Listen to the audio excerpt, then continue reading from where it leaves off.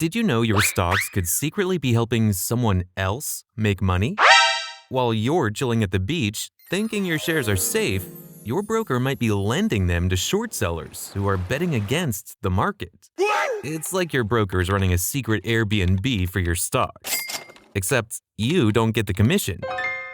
In this video, I'll explain everything you need to know about short selling, including the insane GameStop story where the short sellers lost billions, and how one legendary investor made a fortune using this strategy. Now, let's break it all down, starting with a simple example. Meet Peter.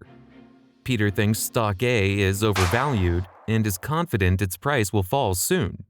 To profit from this, Peter needs to access the rights of stock A to be able to sell it in advance. Yes, Peter is essentially trying to profit from something he doesn't own. Bold move, Peter. When the price eventually drops, Peter buys the stock back at a cheaper price, returns it to the broker, and pockets the difference. But if the price goes up instead, Peter is now the proud owner of regret, which is infinitely more expensive. To illustrate this simply, think about owning a Pokemon trading card. If you believe the value of a Charizard card will drop in 30 days, here's what you'll do. You'll borrow a Charizard card from your friend with an agreement that you will return it 30 days later, no matter the value. You then sell this card to someone else at the current price. Let's say $100. Now, you're just waiting for the price to fall. When the Charizard card's value drops to $50, you go to the market and buy back another Charizard card at the lower price to return it to your friend. Your friend gets back his Charizard card, and you keep the $50 difference as profit. But here's the catch. If the card's value rises instead, say to $150, you'll still need to buy it back to return it, which means now you're out $50. That's the risky part. It's like gambling on nostalgia. Remember, Charizard burns more than just its opponents. This is exactly how it works with stocks, just on a much bigger scale. And no shiny holograms to console you if it all goes wrong. At this point, you might be wondering, how do I even borrow stocks if I don't have a friend with a stash of stock A? Simple, by opening a margin account with your broker. By doing that, you're giving your broker permission to lend out your stocks to short sellers. It's like lending out your lawnmower to someone who promises to return it, except instead of grass, they're trimming stock prices. In return, you might earn a small fee, or not. But don't freak out, you don't lose control of your shares. They're just temporarily out on loan.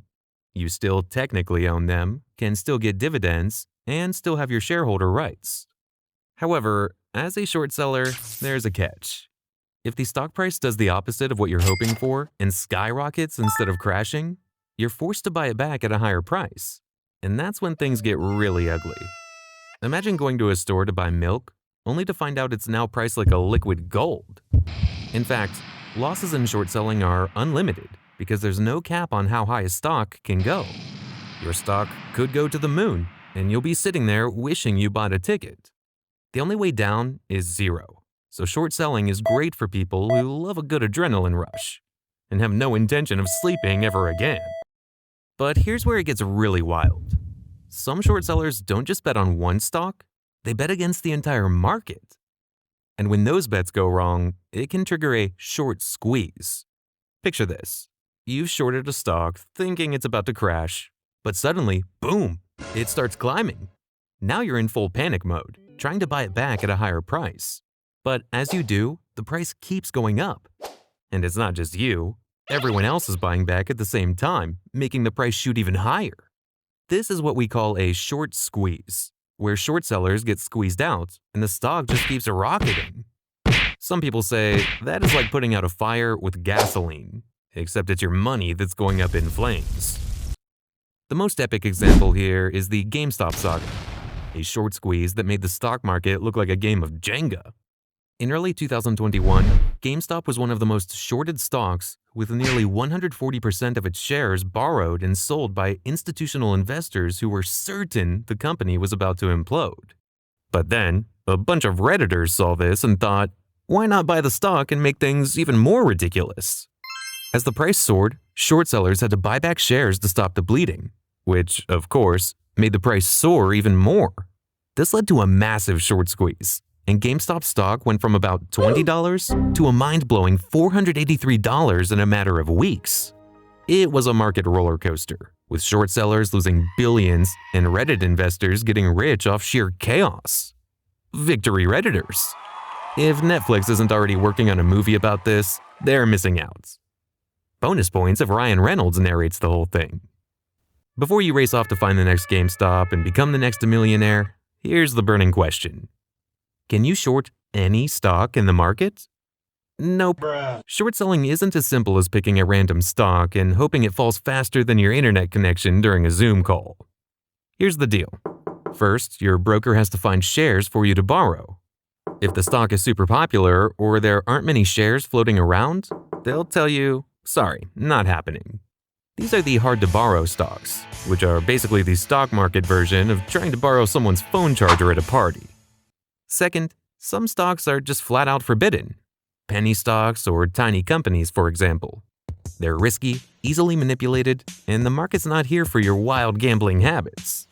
No one's going to let you bet against the tiny guy unless you're trying to be a villain in a superhero movie. And here's the twist.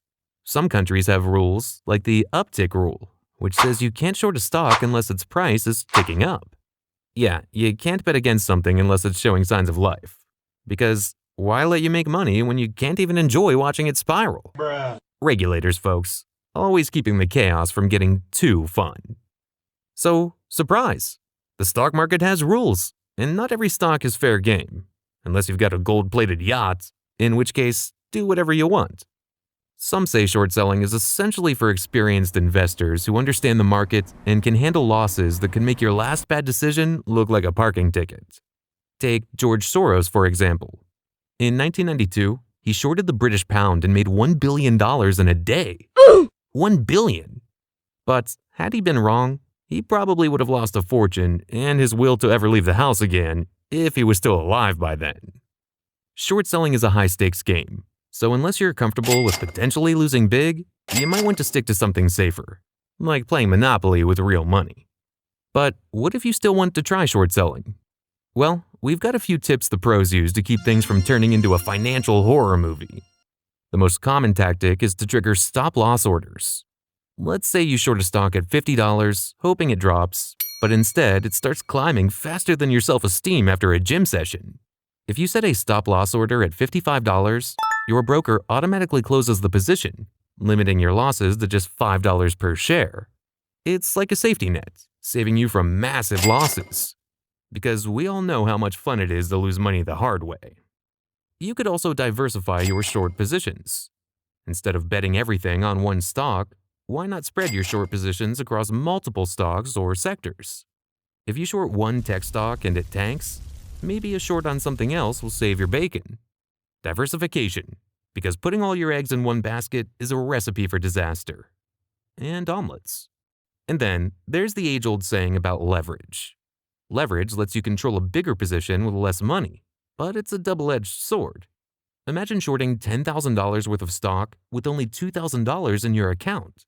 If the stock rises, your losses multiply faster than your regret. Keeping your leverage low is key, because, let's face it, no one wants to lose more than they can comfortably cry about. So, if you're still feeling adventurous, just remember, it's not about avoiding risk altogether, it's about managing it, because, like your last relationship, things can go south quickly. For now, smash that subscribe button to stay ahead of the financial chaos. Because let's face it, it's way more fun watching from the sidelines than being the one scrambling to fix the mess.